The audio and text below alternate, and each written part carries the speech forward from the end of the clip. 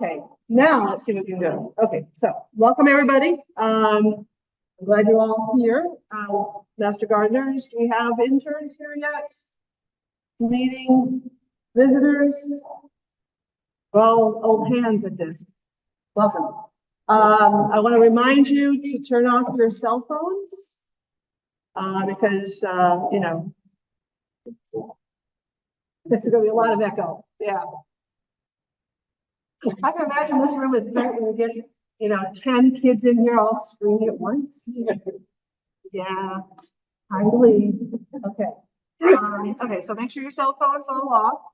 And without further ado, I want Jeff to come up here and introduce our speaker tonight. Mike's going to talk first. All right, I just want to thank people for coming to First Christian, and we're happy to host you guys. I just want to point out, when you first walked in, you saw some of our raised beds. That is actually mainly for sunflower seeds and cherry tomatoes.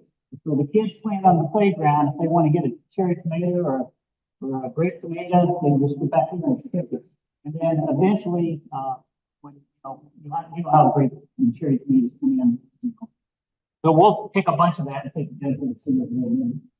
But if you walk out this door, and if you move to your right, you'll see another garden area, and that's where we're growing squash and so all the food we grow here goes to the center of the room. So that's what that's all about. So and again, welcome to First Christian, and Thanks, Mom. We appreciate the welcome. We're glad to be here. Drew McCutchan always knew that he wanted to be in agriculture, even as a kid. He threw hay and straw, and we all know what that means, right? All right, some of us did that as kids. Doesn't actually come out just the way that it sounds, but that's what he did. So when he was in high school and when he was in college, he worked for a single farm operation, and they did pigs, and they did row crops, and they did cows and calves. Is that right? Okay, very good. So he attended Murray State University, and he got a degree in ag business. And after college, he worked for 3 years as a seed sales representative and trainer. And he started listening as part of the co-op to a podcast all about how you can conserve your soil and practice better practices as far as soil conservation is concerned. So he listened to people like Ray Archuleta, Gabe Brown, Rick Clark, and Jonathan Lundgren. And he said it really made a lot of sense to him that instead of spending so much on high-cost pesticides and insecticides, that you let farmers do what they do best, which is to grow plants. So that's kind of the focus of his work. He presently works for the USDA, the Natural Resources Conservation Service, and he works out of the let's see, which one is it? It is out of the Charlestown office. So right next to this demonstration garden where I work. So I should remember that. So he's passionate about regenerative agriculture and natural and native habitat. So he works with farmers into helping to convert some of their acreage into natural plant fields and native plants. And he works with individual homeowners with limited space about landscaping with native plants that add beauty to their properties and also make usable habitat for pollinators, for wildlife, and for mammals. So we are so glad that you are here tonight to talk to us. Welcome.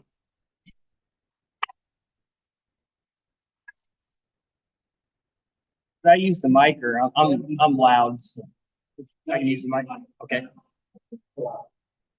Oh, it's well. I'm not tech savvy. For 28, I'm terrible at it. So, like Jeff said, my name is Drew McCutchan. I'm with the Natural Resources Conservation Services. We are a wing of the United States Department of Agriculture. Our whole goal is helping landowners, big and small, with any conservation goals that they may have. Air, water, soil, wildlife, everything like that I work with. Today I'm going to talk about backyard conservation for wildlife, soil, and water quality, and how we can do it at a small scale just as well as we can at a large scale.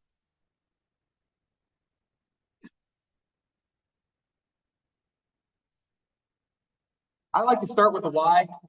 Everything should have a purpose, the reason that we're doing it. Dr. Doug Talamy, he's an entomologist with the University of Delaware. He lives in Pennsylvania. His big thing is having a backyard national park.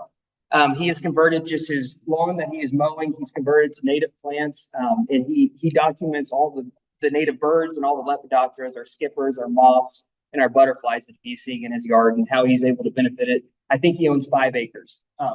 He says, as gardeners and stewards of our land, we have never been so empowered to help save biodiversity from extinction. And the need to do so has never been so great. All we need to do is plant native plants. The other person I really look up to, Aldo Leopold, he released a publication called The Conservation of Economics back in 1938 or in 1934. If you have the chance to read this article, it's all over online. It's amazing how many things from 1934 still hold true today.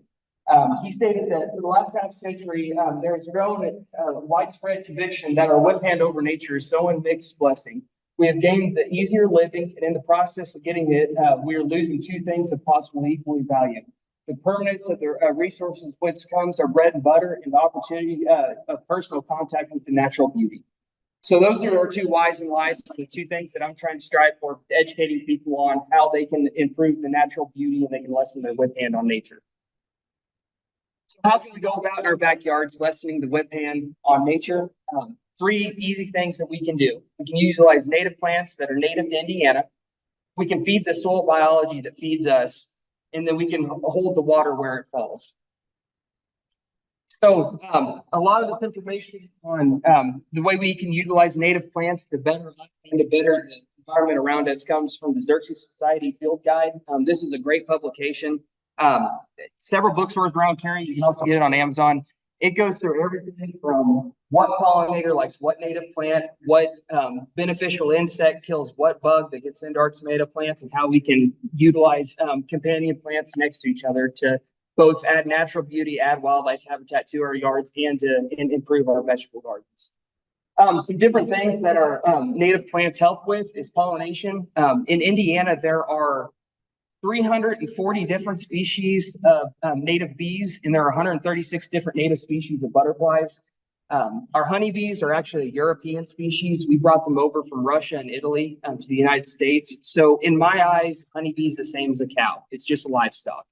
A lot of our native plants, they're not adapted to. They like the clovers in our yards. They like some of the species we brought over with us from Europe.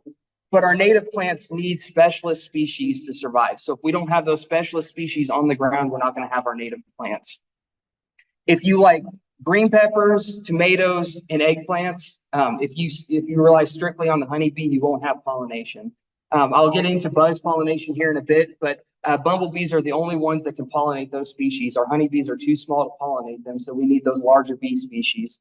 So we need to give them habitat so they stick around. Some other things that our native plants do is they attract beneficial insects that take care of our soft-bodied insects like our caterpillars, aphids, slugs, beetle larvae, and insect eggs, and our hard-bodied insects like our whiteflies, mites, beetles, and thrips, all things that we battle when we buy commercial insecticides or organic insecticides to kill. If we just bring the native plants around to attract the native insects, they're going to do a lot of that work for us. That's their whole purpose in life, or to eat those bugs. So we need to have them around. Hopefully this link worked. I don't know if the sound will or not.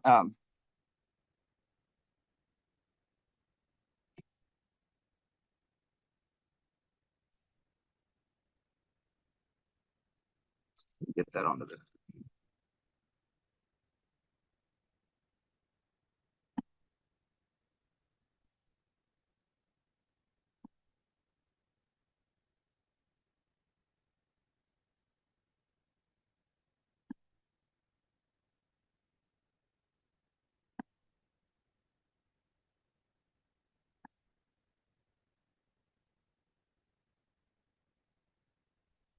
I'm not sure the sound will, but I can.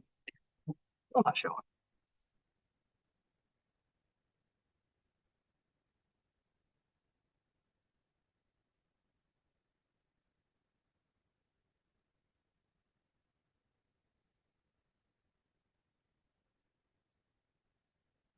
Well, in the video enough, I can explain what's going to happen. So our bumblebees, the way they work with buzz pollination is they're a larger bee. They dislocate their wing muscles from the wings, and they relocate those muscles to their legs. So when they land on the flower of a tomato or an eggplant or something like that, they vibrate vigorously like they're flapping their wings, and it actually shakes the pollen out of those flowers. So if we don't have those big bumblebees that can take that pollen, they can shake it out, we're not going to have fertilization of our tomatoes unless we're actually shaking them ourselves.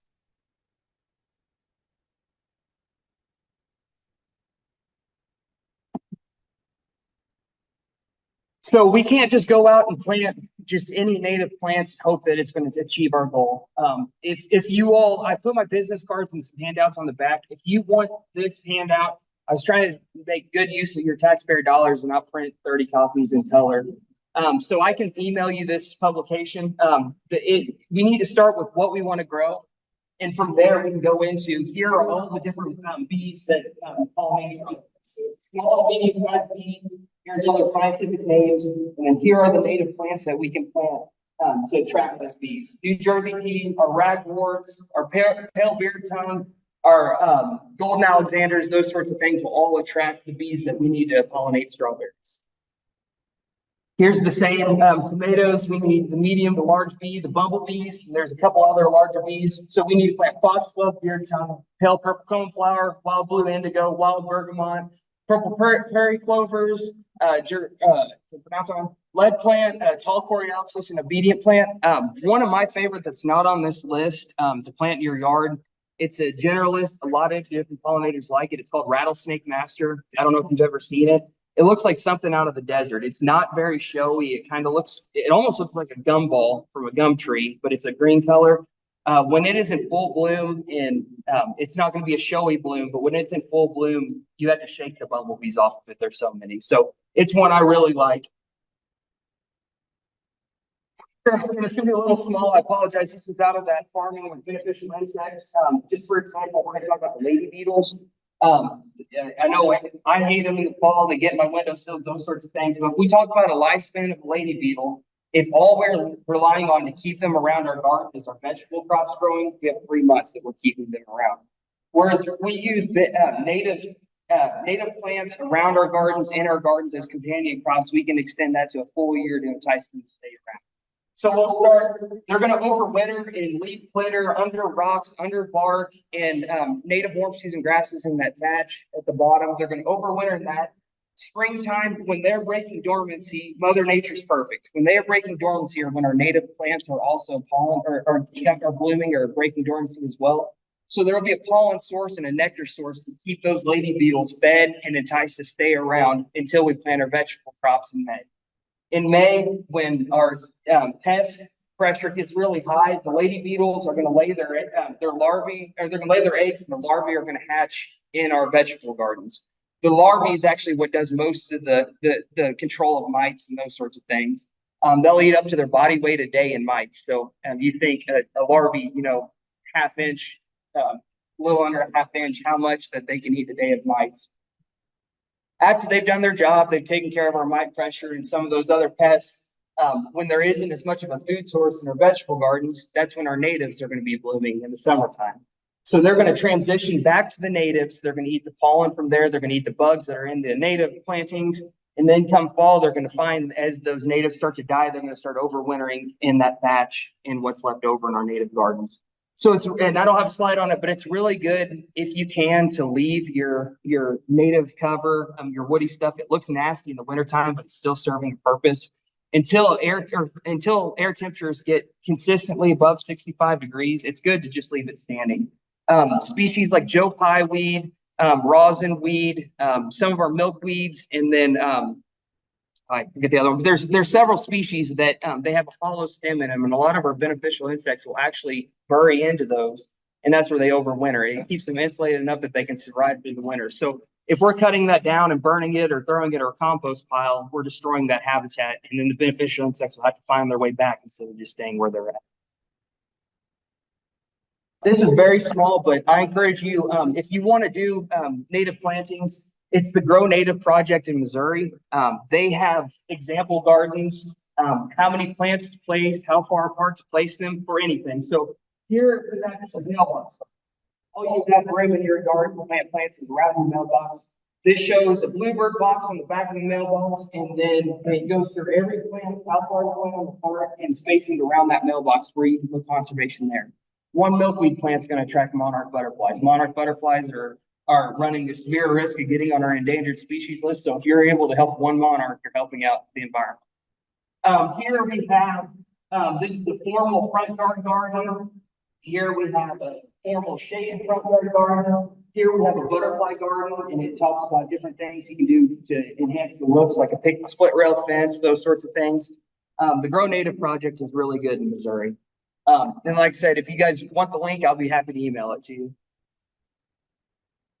Another thing native plants do is they help with water quality. One thing that being a river county, we need to hold the water where it falls, because the Ohio River already in the spring gets out of its banks. It harms everyone downriver. We need to hold the soil, and we need to hold the sediment in place where it falls. Here's the difference, non-native plants versus native. The big one I really like to point out here is fescue grass that we have in the yard. Root zone isn't even down into a foot deep. Whereas buffalo grass, which isn't one we use around here, there are eco-type grasses that a lot of native nurseries sell. They can take the place of fescue in yards. It's some of our native fescues that Kentucky 31 evolved from, as well as some other grass species. But you look at the root difference. We're down to almost 10 foot deep, and roots are just like what grows above a tree. It gets big, it dies, it falls off. When the roots die and they fall off, they decompose, and that's pore space in the ground where water can actually infiltrate in. Instead of it running off and getting into our storm drains and getting out into the roads and the river, we're holding that water where it falls. Not to mention, when we come summer, and I've seen you guys out watering there at the fairgrounds about twice a week, our native landscaping, you're not going to have to water. It's able to tap. This is a 10-foot mark. You look at some of our native shrubs, we're down way below those where they're able to get into that deeper soil, the soil profile where they're able to tap into more water, more nutrients. So they're a lot less dependent. That's enough. That's 9-bark, common 9-bark. We have these black-eyed Susans, 9-bark, that's prairie dropseed. Prairie dropseed is one I really like, but it likes sandier soils. So here we have the clay loam soils. It's not great. Little blue stem kind of has the same structure to it. Switchgrass has the same structure to it that you can use ornamentally. One thing I'll say about our native grasses, they're real good to put along with our native flowers.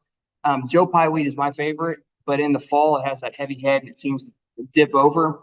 If you can plant a switchgrass right beside it, that switchgrass is going to hold its structure and it's going to keep that Joe Pye weed up, so it's not going to be falling into your neighbor's driveway, those sorts of things. It's kind of good to pair them together. One other thing on native is they are a lot less nutrient dependent. This is a video kind of going over that. They don't need as much water and they don't need as much nutrients. When we plan for like quail or turkeys or those sorts of things, native plantings, we don't recommend a landowner put any fertilizer out with. Whatever fertilizer is in the soil is more than enough. All you're going to be doing is fertilizing your weeds. So our natives, since they have such a deep taproot, they do a lot better job of getting into those nutrients that our weeds can't take advantage of. Another thing we can do to hold the rain where it falls is start to utilize rain gardens in our yards. The Marion County Soil and Water Conservation District in Indianapolis has some really good research or publications on sizing of your rain gardens, where to put them, that sort of information. I stole this slide straight from them. We have a rock swale coming out of the drain. That rock swale, the rock is slowing down that water. Some of it's infiltrating into the ground. It's getting some of the larger particulate out of the water before it even gets to our rain garden. Then we have 3 stages of the rain garden. In the bottom, you plant plants that really like wet feet. They can tolerate that 7-day flood, anything less than 7 days underwater. Then from there, the second stage of a rain garden are ones that are okay with wet feet, but they don't like being underwater. And then the third phase are just your decremental natives. You put your milkweeds up there, those sorts of things. But what it does is it gives 3 different habitat types for different wildlife, 3 different stages, different plant heights, everything like that. So you can get the different decorative looks that you want. Here's several that Marion County had on their website that people are actually doing in their yards. It can be as And I'm a fan, usually I like the ones that look like a woolly mess, because that means there's a lot of different diversity, a lot of different plant heights and structures. But you can make it as manicured as you want or as woolly as you want. This one here, there's some non-natives in there. When I'm talking about landscaping with natives, I always use the 60-40 rule. So 60% native to 40% non-native, because we all have a plant we're sentimental to that's not native to Indiana. It's not a bad thing to have that in there. Any habitat you can make for your native plants or your native wildlife is good. So any plant's better than none, but 60-40 is a good rule, at max 40% non-natives. So the reason I got in with NRCS is soil health. It's amazing how much is going on below our feet that we don't realize. The Britannica, 1 square meter of rich soil can harbor as many as 1 trillion organisms, under 3% organic matter. In the top 6 inches of 1 acre, 6 inches deep at 3% organic matter, there's about 1.5 tons of living organisms.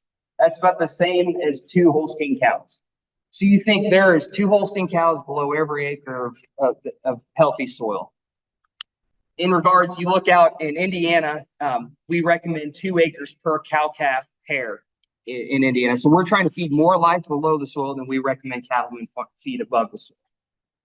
I Googled the average U.S. garden, 600 square feet or 183 meters. So below a healthy garden, there could be as many as 138 trillion living organisms if we're feeding that soil.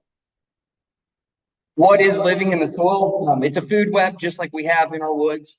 We start with our organic matter, and it's going to be broken down by the big things we see, like beetles, mites, worms, slugs, flies, wireworms, those sorts of things, or nematodes.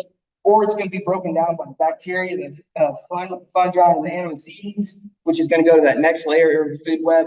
And all it is doing is cycling nutrients. So we talk about plant available nutrients in our soil. The organic matter is where we get a lot of that plant available nutrients. And what that is this food web.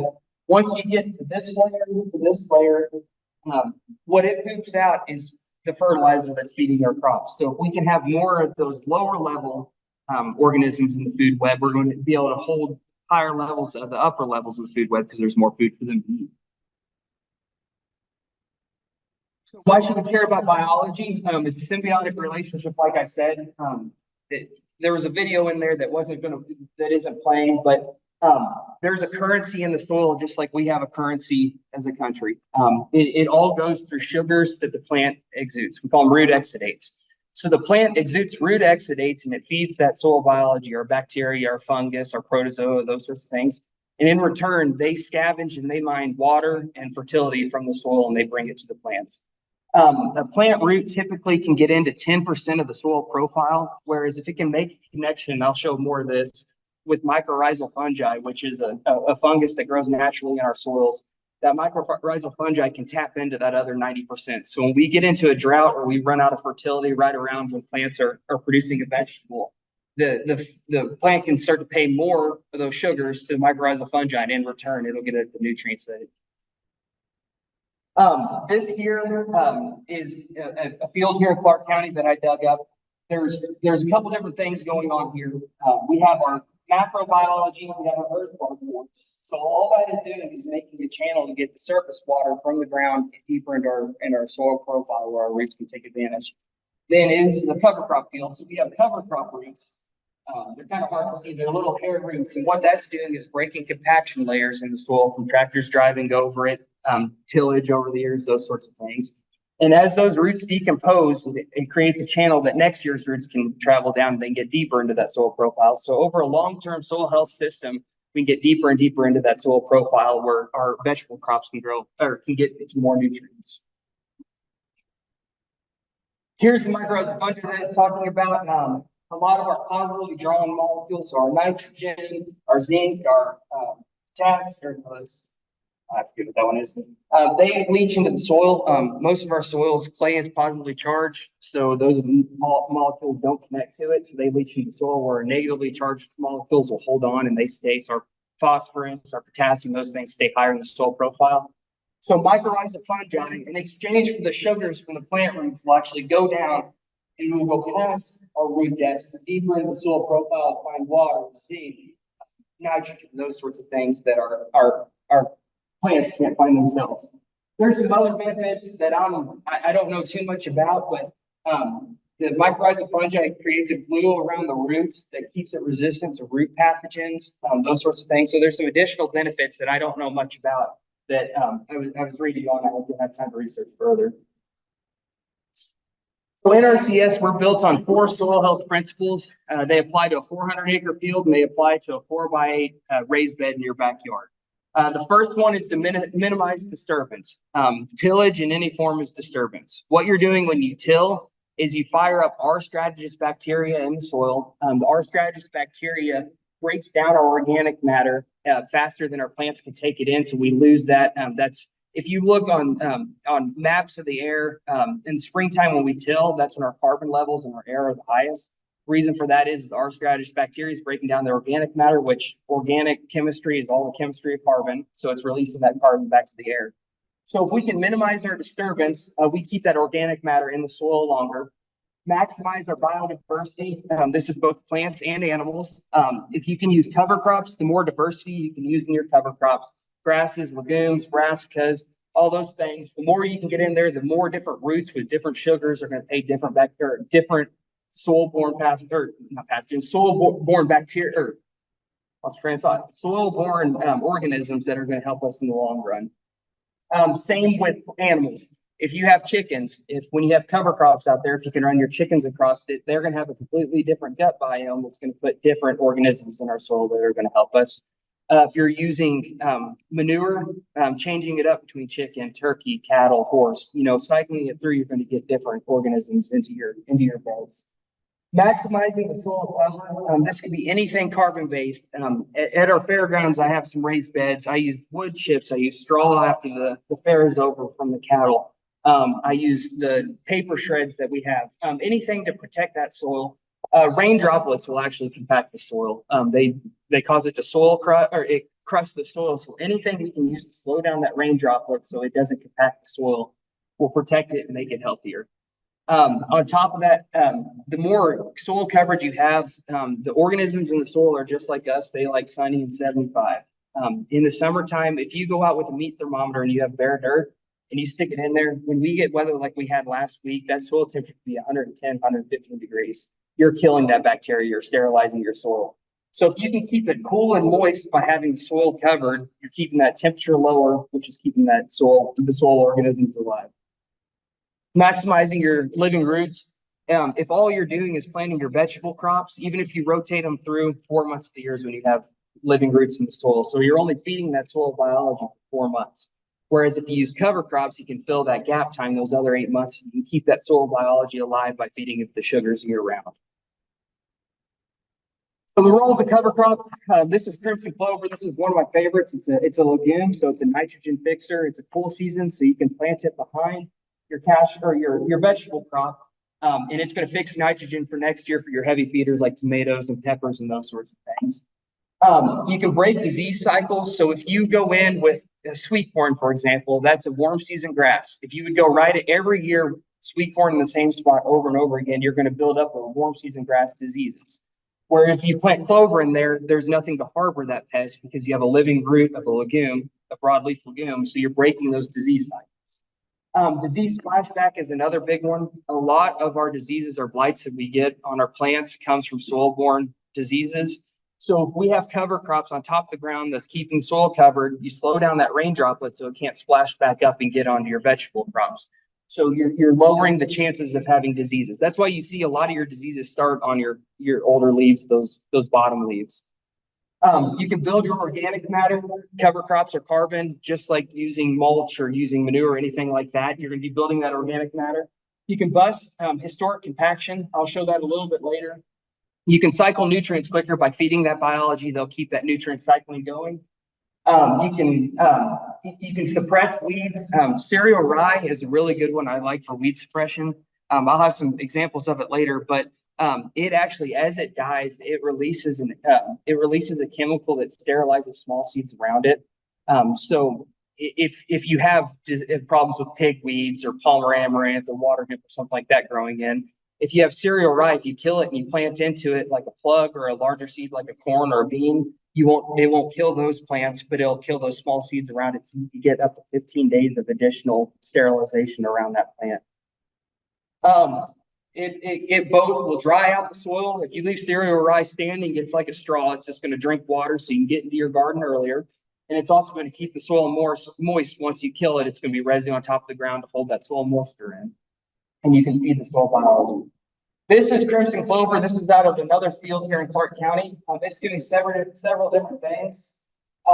These little nodules, and they're hard to see, is a bacteria that attaches to the roots of the crimson clover, and it takes non-plant available nitrogen from the air, that atmospheric nitrogen, and it converts it to a plant available form and actually feeds that clover.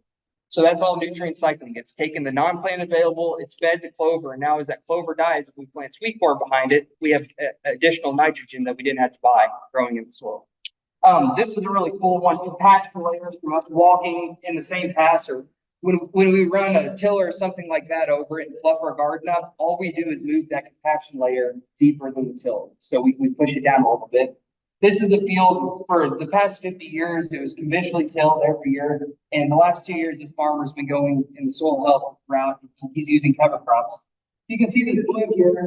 That root came down, hit the 6-inch mark, which is where all our discs and things like that in row crop agriculture, that's where they stop. It hit that compaction layer. It jutted completely sideways. It found another pore and it shot straight back down. So now when that decomposes, now corn or beans or whatever we plant behind it, they'll chase that root down and every year make that compaction. They'll bust it up a little bit more and a little bit more. Over 10 years, you can see a huge difference. Every cover crop has a different root. If we want a fibrous root like a cereal rye or animal rye, if we want a tuber or something we need like a dicot or a turnip, you can get that tuber. It's going to create a big bulb, which is going to break down quick. And earthworms love radishes and turnips. So if you want to attract worms to your gardens, using those is really good. Neighbors will hate you. They smell like sulfur as they decompose, but it's worth it. So I can talk about this all I want. This is a farm here in Clark County. This gentleman has been long-term. Going to play. Hope this one plays. Oh,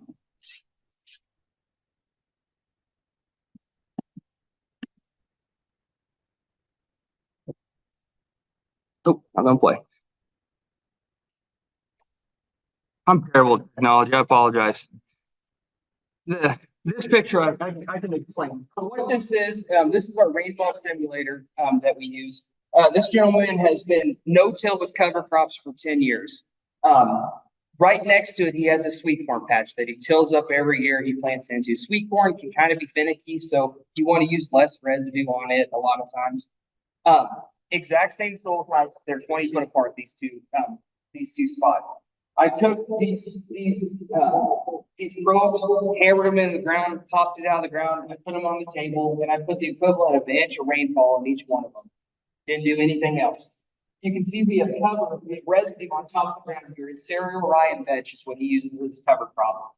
And this one here is just straight tilled. I just went between the sweet corn plants, dug it out, and brought it with me. What you're seeing here, this is water runoff right here and right here versus the infiltration here and here.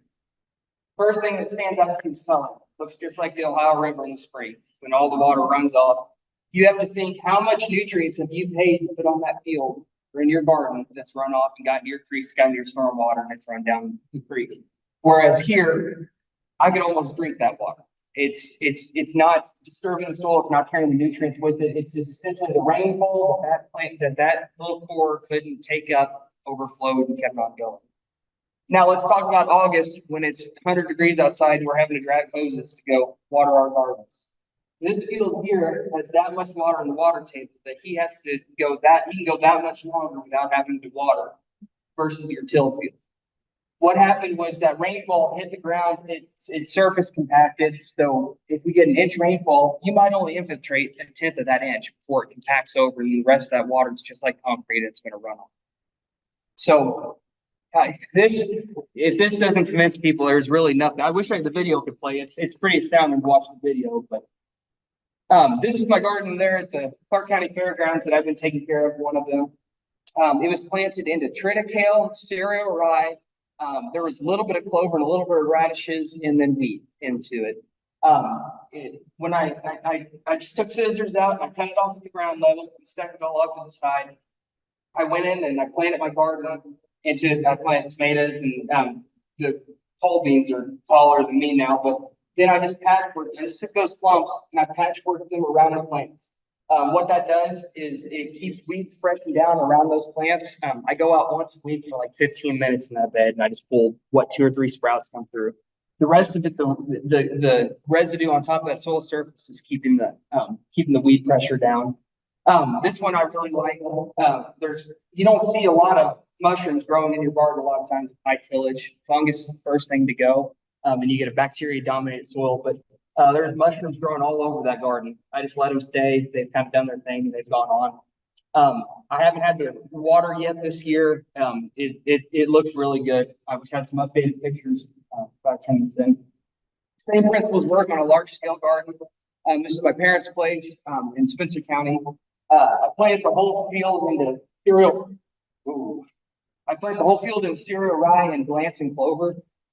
Glancing clover is a really good clover. It has a hollow stem. It's about the size of your pinky, but it crimps real well.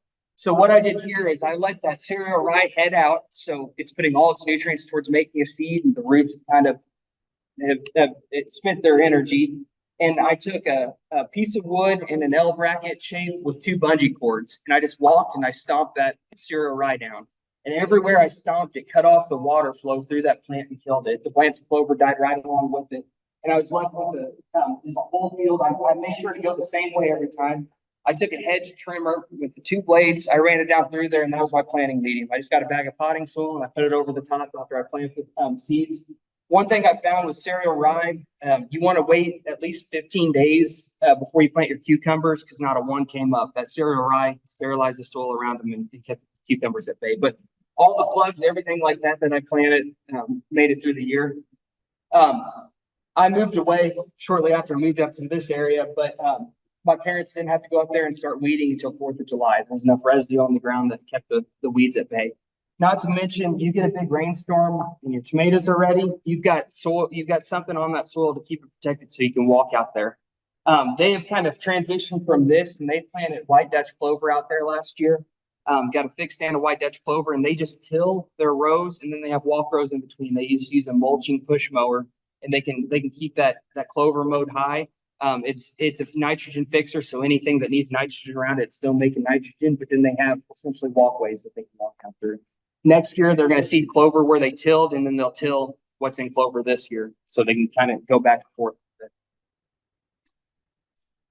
Nothing happens overnight. This is from the Sustainable Ag Research Institute. If you go down the road of soil health and cover crops, your soil surface carbon, which is anything that dead organic matter, is going to be the first thing you see. There's going to be a transition period. The next thing after that is your roots breaking up those compaction layers and building aggregate stability. So your infiltration is going to go up, and your soil is going to quit looking like plates, and it's going to look a lot more like black cottage cheese. Will be the second thing you see. Third will be your water and nutrient holding capacity. Fourth will be your water and air quality. Less water is going to run off over time. Water quality is going to be better. Plants sequester carbon, and that's it's going to go into your soil more than you're going to be escaping. And then lastly, and this is the hardest thing talking to farmers, the last thing you're going to have is your productivity is going to get better. Farmers want to see that first. That's usually the last thing that comes. So it's the more time you're into it, the better. That farm that I took, that the rainfall stimulator was on, he purchased the farm in 2012 when we had the drought. He raised 43 bushel corn on it, 10 years of cover crops. Last year was a comparable, or 2 years ago was a comparable drought. Not 100%, but very comparable, and he had 110 bushel corn on it. So just doing those, he's lowered the amount of inputs he has to put in. Instead of corn in a row crop agriculture, it's a pound of nitrogen to a bushel of corn. He's down to like 0.7 pounds. So over 1,000 acres, that adds up pretty quick in the profitability of that farm. This is a tool. It works. There's a drop down. This is the Midwest Cover Crop Council Guide. It is all of our land grant universities in the Midwest went together to put this tool together. You can go in, you can put your zip code, your planting date, your harvest date, and what you're growing. So I think vegetables is just a broad term. And it's going to black out the dates, the things that are there, and you can put your goals. So if you want to build organic matter, if you want to bust compaction, whatever your goals are, you can put in there. It's going to black out the dates that you're going to have something growing in the ground, and it's going to rank from the best cover crop to the worst cover crop and what you can see on either side of it. So it's a really good tool getting started. Cover crops are what I love, so I'd be happy if you call me. I can do the same thing for you. I also have a lot of publications. NRCS in the past 5 years realizes we're taxpayer funded, and if we're only talking to the 3% of people who raise food large scale, we're not reaching all of our taxpayers. So we've put a big emphasis on helping backyard conservation, backyard gardeners, and those sorts of things. Marion County Soil and Water has kind of been the spear point for Indiana with their demonstration gardens. They do a lot of on-farm research in high tunnels, using season extension with low tunnels, high tunnels, those sorts of things. I have a binder that's like that thick of different things for small scale agriculture. So, and I have PDFs of almost all of them. Some of them are in the back, so please feel free to take them. But if you want more information on this, the one in the back I really like is the director for soil and water there in Marion County. He put his favorite cover crop mixes, what you can plant behind them, your planting dates and your termination dates. So it's just a cheat guide. If you're going to plant tomatoes, plant this the year before, kill it on this day, and plant into it. So it's a really good one, but I got a lot of information if you want it. I'm going to talk shortly about season extension. Some things to keep in mind. There's Iowa State University's put out a lot of good handouts on season extension, using cold frames, low tunnels, high tunnels. I put those on the back table there. Here's an example of one, and it fell apart when I picked it up today. But what I have here, well, I spent a grand total. I spent $29 on the 2-frame window, $5 on the hinges, and I stole the wood from Dad. So I've got $35 in this thing. If you all want to get into season extension using cold frames, there's a Habitat Restore in Louisville, and there's Habitat Restore in Gordon. What it is Habitat for Humanity. When they tear down a house, anything that's still functional out of that house, they take and they resell it up there. This is just a 2-frame window out of someone's house. My parents had 5 or 6. They replaced all the sliding glass shower doors and they turned those into 12 frames. Big things, if you want the most benefit out of them, keep air temperatures below 85 degrees. Our plants don't like it when it gets extremely hot. 65 to 75 degrees is ideal for most full season crops, which we're going to be growing in there. Even a meat thermometer you get from Walmart that's $5, you put it in there, does a really good job of you keeping an eye on it. If you want maximum effectiveness of it, be sure you close it before it starts to get dark at night. You can paint the inside black, and I forget if it's latex or vinyl paint you want to use. The Iowa State Extension article mentions it, but just so you can keep the toxins out of it with the heat and things like that. But paint the inside black, it's going to hold heat longer. You want to look in well-drained areas. You don't want it ponding up, getting in there into your soils. You want to face the full frames towards the south because the south will be most part of the day. This one I built just flat, but if you want to angle it forward so you can collect more of that sunlight instead of just having to be over top sunlight. Place it close to a water source. When you have this lid closed, it's not getting any water unless you're watering it. So the closer you put it to hose, those sorts of things.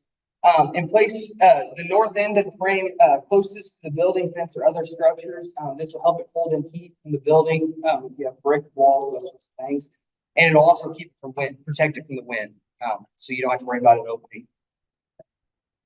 They can come in any shape and size. If you're an HOA and everything has to look pristine, you can build them out of bricks. You can build them out of straw. You have wood ones. You can use glass tops. You can use plastic tops.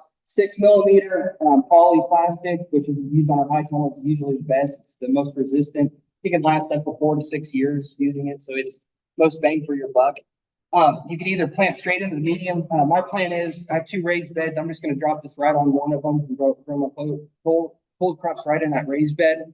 I've grown them in the past where you just take bags of potting soil and put it in there, and you seed your lettuce and those sorts of things right into that bag, and they're good to go from there.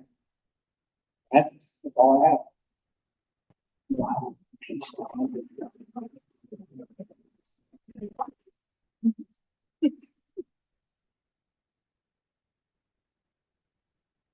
Anybody have any questions? So essentially, in your raised beds that you showed, Yes, ma'am. your cover crop ends up being like your mulch. Yes, ma'am. So the straw that you buy from Rural King Tractor Supply, all that is wheat or cereal rye. So all I'm doing is I'm cutting out the middleman. I'm planting it myself. That's and it's a lot cheaper. Cereal rye is like 46 cents the pound, where straw bale you're looking at $5-6. So yes, ma'am. And a really good thing about wheat and cereal rye and those things is they're cool season grasses.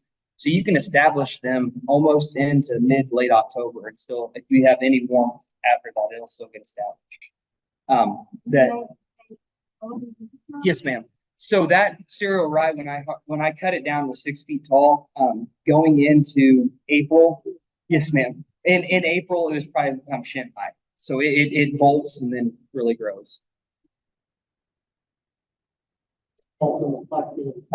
If you know where the llama barn is, it's back behind the llama barn in the back. One of the beds I'm still working on. Last year I did strictly cover crops, I didn't plant any vegetables into it because it's only one board high and it's put right on top of the parking lot. So my compaction layer is right at 4 inches. So this year I was able to plant stuff in it, but I'm still trying to build that soil up and try to break those compaction layers. So it's lagging. The taller bed, which is 2 boards high, it looks a lot better. And that's where I grow the tomatoes I like. So make sure I get those. Yes, ma'am. They're a pollinator. Yes, ma'am. I don't know a good way for it. I fight them all the same. But I don't know offhand what they pollinate, but I've seen them. We have it was when we were talking about earlier, Quarry skullcap growing at the fairgrounds. It's back there in those exhibit gardens. Very pretty plant. It's in the mint family. Had carpenter bees all over it, and they just had pollen on all their legs. They take it back to those holes. They put the pollen.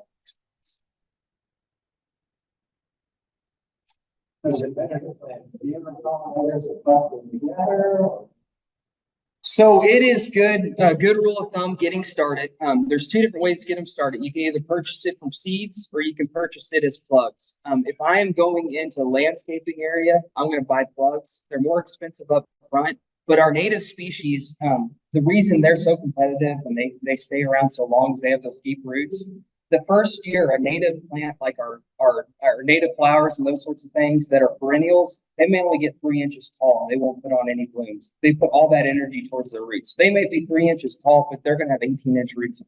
So you won't see the showiness of them and their beauty until years 3 through 5.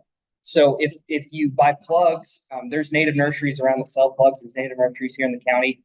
My counterparts, which is the county equivalent of my position, they're in the same building as me at the fairgrounds. Every year they have a native plant sale where they sell plugs. You can kind of skip those establishment years so you get straight to the pretty plants. So, and to answer your question, if I'm doing landscaping, I'm going to plant fewer up front. A lot of them, once they get established, they get big, so they're going to fill in the gaps. If I had, part of my yard that I just was tired of mowing and I wanted to convert to pollinators, I'm going to go the route of buying seeds, cross seeding it into that area and just letting them do their thing. Just because it's a weed in gardening doesn't mean it's a weed for wildlife. For instance, I'm a big quail guy. They're an awesome bird. They're an indicator species of healthy ecosystems. They love ragweed, they love pigweed, everything that we hate in life, they love. So those first 2 years, you're going to get a big flush of those annual weeds that are in our seed bank. That's normal. The way you can, the first of all, site prep is the biggest thing. You want to make sure the fescue in your yard is dead, because if it's not dead, it'll encroach, it'll take over a field. The easiest way to do that is to, in the springtime, scalp the ground, let it grow back to 6 to 8 inches tall, spray it with a glyphosate, and then in the fall, do it all over again. If you are hesitant with chemicals, you can use silage tarps, those sorts of things, and you can solarize that soil. Kill what's there, let it come back, kill it again, let it come back, kill it. Usually you can deplete that seed bank. So you have a nice clean seed bed to plant into. Not a single plant that grew in our native species was seeded. They were all frost seeded. So what it is you broadcast them on the ground. And then I typically recommend that New Year's Day to Valentine's Day, the frost seed. And as that ground freezes and thaws, it's going to work those seeds into the ground. Our native grasses, like our big and little blue stem, are so small. They do better seeded on top of the ground. If they get deeper than a 1/4 inch, they're not going to germinate. They don't have enough energy to get through that soil. So if I had a big area in my yard, I would go that route. And then as that first year, you can pull, either hand pull or spray the weeds you don't want. If you have a big flush of our common ones like our pigweeds and our ragweeds, if you mow them as high as your mower will go, you won't affect those plants that are growing. Your black-eyed Susans, your purple coneflowers, your gray-headed coneflowers, a lot of those annual species, they're gonna bloom that first year just because that's what they do. It's not a problem if you mow them all. They'll come right back that next year. So, but for instance, like the mountain mint, those sorts of things, you won't see those till year 2, 3. Wild bergamot, Joe Pyeweed, you might not see till year 7. It's just whatever wants to bloom that year is going to bloom that year. Where you can skip a lot of that with plugs in your landscape, those sorts of things. Yes, ma'am. Yes, ma'am. Yes, ma'am. So, yes, ma'am. The species offhand, I don't know. Prairie Moon Nursery is one I like to reference people to, just like sea natives. They have every native in North America they have on there. But there's a bunch of local people that you can purchase the seed from, but it's a really good resource to go look at. They have septic specific mixes that you can purchase off of them. And then if you want to see what species it is and go to a native or a local person and buy a local, you can do the same, or you can purchase it from them. I don't know. I can't remember what's all in that mix, but it's usually shallow rooted plants that aren't going to interfere. They have experts too that you can talk to, and they can explain each species, and you can kind of tell them your situation. If you're on a clay, silt, loam, what kind of soil types you are on, they can cater those mixes to that. But yeah, you want to stay away from the 14-foot deep root systems on a lateral line.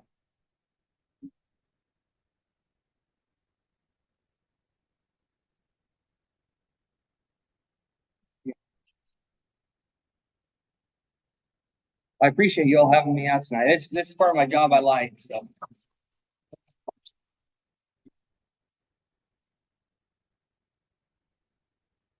Hoping that you have knowledge of another resource. If you live in Floyd County, they have recently hired my position in Floyd County. She is located in my office in Clark County there at the fairgrounds. We don't have federal workspace in Floyd County, so she's up there, but she's like me, doesn't like being in that office. So anytime you can get her out and get her to your property, she'll be happy. Rachel Boucher.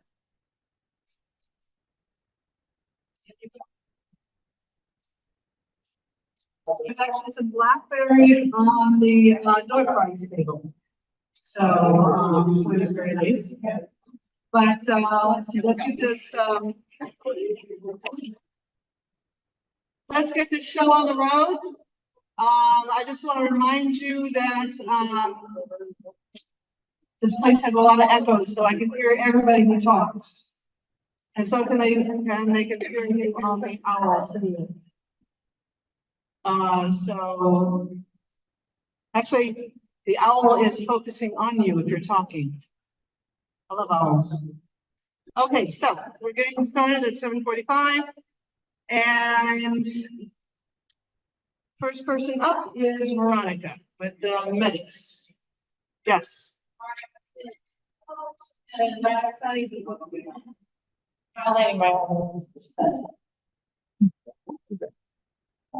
Can you hear me? Is that close enough? All right, the minutes from June, I guess, were in the last newsletter. Motion to either any discussion or any need to do any edits. How about that? May and June minutes. May and June? Yeah.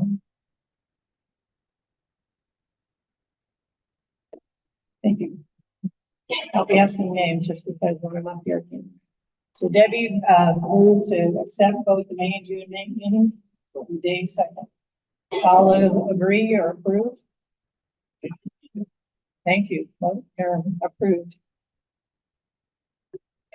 Thank you. All right, so Kathleen's next treasurer's report. Still pretty slow as far as financial activity. We earned some Kroger community rewards. If you're not already signed up for your favorite charity with Kroger community rewards, you can go in and select for Sunnyside Master Gardeners, and we get, I think we got about $130 this quarter from that. So that's free money is always good. As far as, disbursement, projects are slowly starting to trickle in. So nothing particularly exciting. We started off with $21,763 and we ended the month with almost the same amount, $21,340. If you would like the gory details, just email me and I will send you this awful detailed sheet for your presentation. Any quick questions? No. Okay. All right, thank you. So it looks like we're doing well. Being frugal is always a good step this week. Because money has to come from somewhere. All right, the next thing up, we've got some project leaders who would like to have the words. Elizabeth, you're up first. With your teacher voice.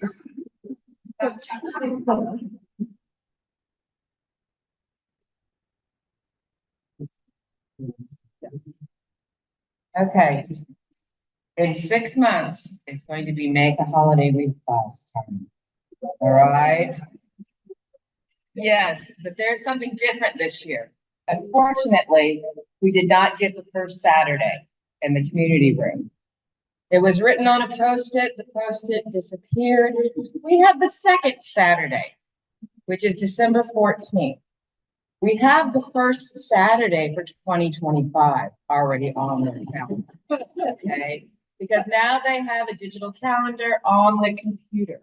So there will be no snafu, okay? But please save the date, December 14th, at the community room at Clark County Fairgrounds. Yay. Thank you. That's all I got. All right, this should be great. All right, so a couple of let's see, different reminders. Sarah from the office. Sarah's the person that puts together that nice slideshow during our December dinner, all the project pictures. She wants to remind project leaders to start taking pictures because everything looks so beautiful, now and, in a couple of weeks, who knows? So start taking some pictures. You can send them to her now. Yes. That's not a bad idea. So send her some pictures. That would be lovely. Let's see, a couple of other things dealing with the enhanced training. You saw the one tour that's the sign up that we have over at the table. That's August 2nd. Is that August 2nd? 21st. Oh, I can't remember already. Okay. August 21st at 10:30. The tour is free. And of course you can purchase wine, whatever you like to do. And you'll have a chance to also sign up for that at the next meeting. And for those of you who did the botanical garden tour, that's 1 hour of education. If you haven't already figured that out. And let's see, Bob wanted to have a minute to mention. Anybody guess what Bob wants to mention? Daylily. Yes, good job. I'll use neurotinnitus. I sent out a note to some, Linda Luck and Ray Clark, that we visited their daylily gardens last year. I've advertised 800 varieties. She has 950 named varieties in the garden now. They're getting past the peak, but she still welcomes anyone if you'd like to stop by and walk through the yards. They hosted a regional tour last Saturday, had people from several different states that came in to see her gardens, and they were just profuse with praise to see the outline of her gardens and all the flowers. So if you have a chance to get there, you still welcome you. Take Bardstown Road south of Watterson, go down past Phil Collins, past Rust Haven Cemetery, past where Breckenridge Lane takes off. The next stoplight is Watterson Trail. Turn left, you go just about a block, and it starts, makes a 90-degree turn. Instead, just go straight ahead to two little stone gates, and that is Starlight Drive on the right. If you've never been there, it's something you ought to see. Really beautiful. All right. I need to give you an update about the program.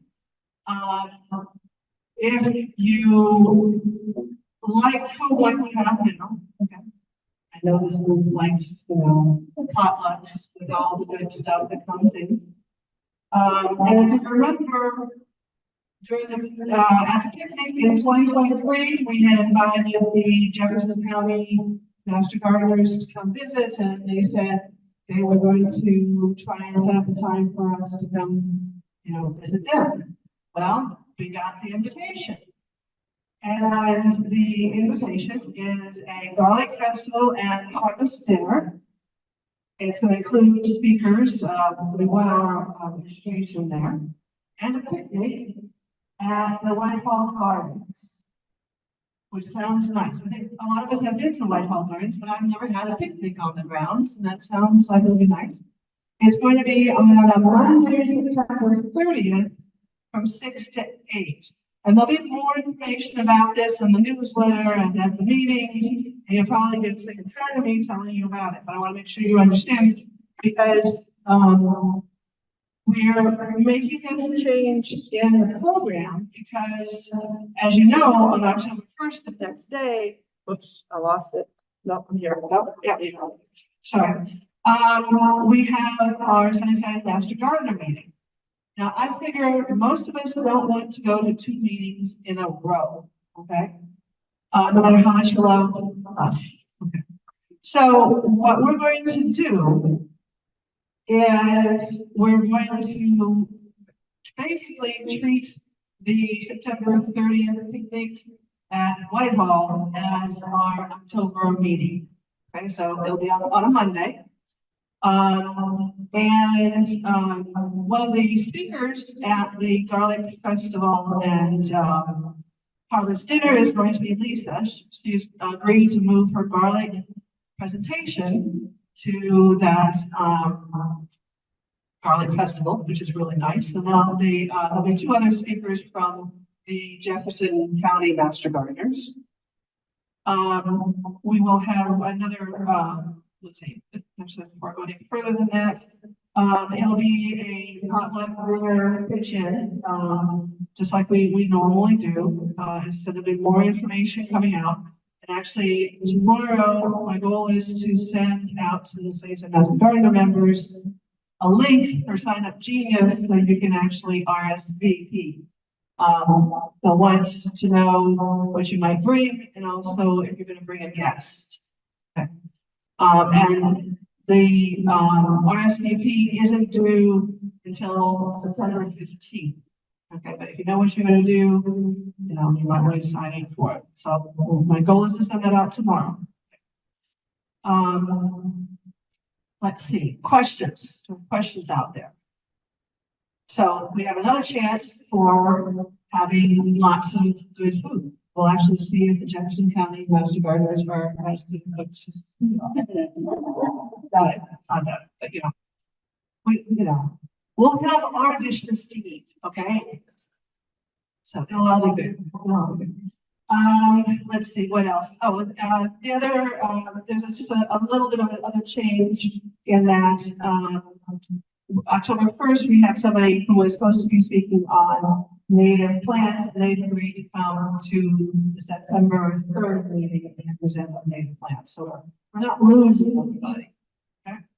As I said, you'll be getting an email hopefully tomorrow, about this with the sign up genius. You can ask your questions. It'll be in the newsletter. I'll probably tell you at the next couple of meetings about it too, just so that everybody's on board with what's happening. Okay, but do ask questions. All right, it should be fun. Yeah. A nice evening with evening stars. Actually, that doesn't happen until 7:30, so I was like, it'll just be a nice evening. And September the 4th, one hopes. All right. Let's see. Now, questions. I'll continue with my list of here, things here, just to make sure you know there are opportunities that are coming up. I've talked about the program committee, joining that committee. We've got the sign up sheet over there. We are, don't be surprised if somebody taps you on the shoulder and says, hey, I think this would be great for you. We're also going to start soliciting for ideas about what you might want to hear about in 2025. Everybody has some ideas. They've been sort of, now you're in the middle of your projects and like something that's, for me, it's entomology. Okay. I'll tell you about the bugs I killed today. You don't want to. So, different ideas, for 2025.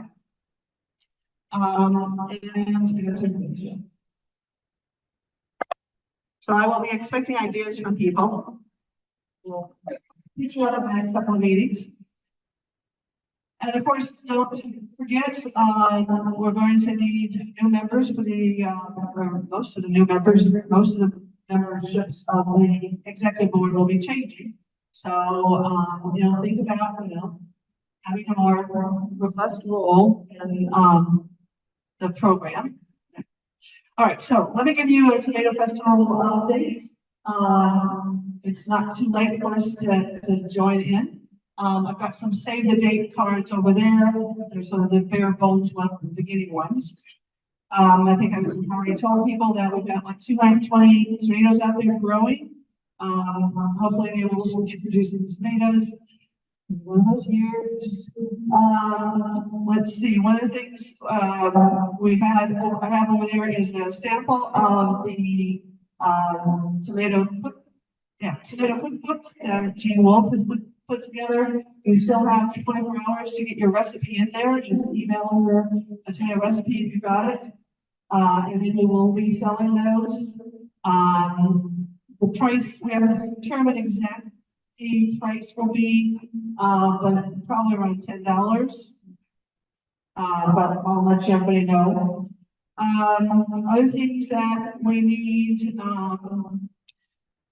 let's see. We'll have a booth that sells Master Gardener grown produce. Remember, we're trying to raise some money with the Tomato Festival. So if you have extra produce, bring it for sale, plants for, well, we're not going to sell those, but for donations. We also could use some white plastic containers with lids.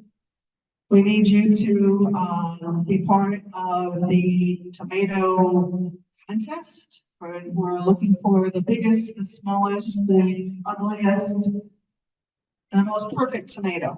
Okay, so August, when August 18th rolls around, go to your garden and see what you got. Okay, I think I'll have one of the necklace tones out there. It's usually what shows up, but still very edible. Okay. We also, if anybody has a either a child or a grandchild that has a plush toy like a giant caterpillar or a deer, we could use that for the putt where we're looking for tomato hazards.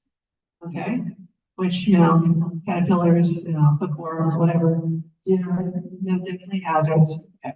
So, you know, we can borrow those, that'd be great. Let's see what else is happening here. We have our next meeting of the Tomato Festival group on July 15th at 1:30 in the Shine Room. We also have a Zoom connection, so you can join via Zoom. So if you haven't already, put your name on the list there, we'll make sure you have all the information. And questions about the Tomato Festival. What am I forgetting? If you do have a recipe, be sure to get it to Gino, you know, within the next 24 hours. Just, have you had a chance to look at the tomato recipe book? It looks really nice. She's done a really good job putting it all together. Questions? Yes. Here's some volunteers. Oh, yes, we definitely need volunteers. Well, that's a gift. We need, you know, that's one of the reasons why everybody's gonna put their name down on the sheet of. We need help with setting up. It's not gonna be quite as big as Pollinator Day, but because this is the first one, right? But it will be at the Purdue Tech Center, and we'll have, you know, nice setup of tents, at least 12 to 15 tents, depending on what we've got. There's lots of kids activities, adult activities. We'll be teaching people about tomatoes that aren't, you know, the normal things that they see in the store. Today I picked some black crim. Might be a little bit early for those, but they need to come out bush. But yeah, we definitely need volunteers. So I'm just assuming everybody here is a volunteer. Last thing, right? Okay. Yeah, we definitely need lots of hands. All right. Questions? All right, so without further ado then, that's the end of my, is that the end of my list? Hang on a second. Yeah, no, one more thing. There are some daffodil bulbs over there for free for the taking. The next thing we need is the times. It's 45 minutes for the meeting. Question? Yes.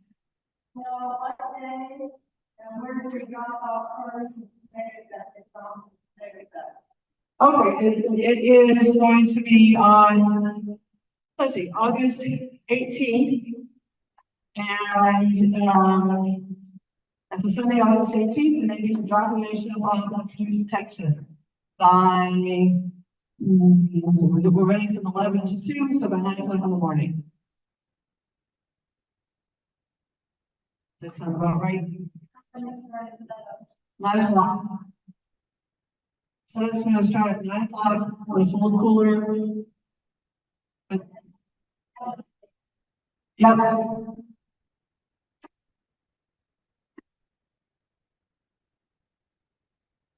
All right, other questions?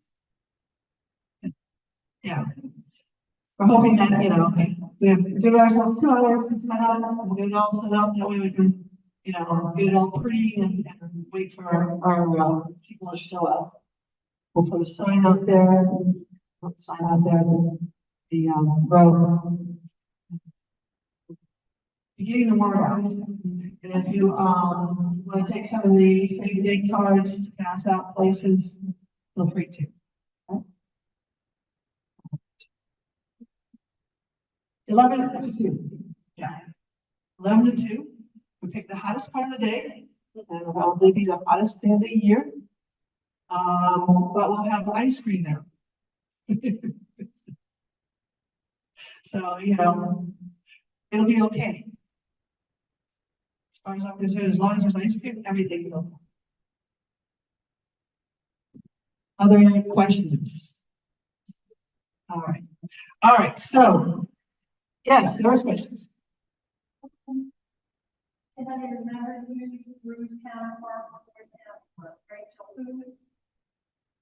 Oh, the last name.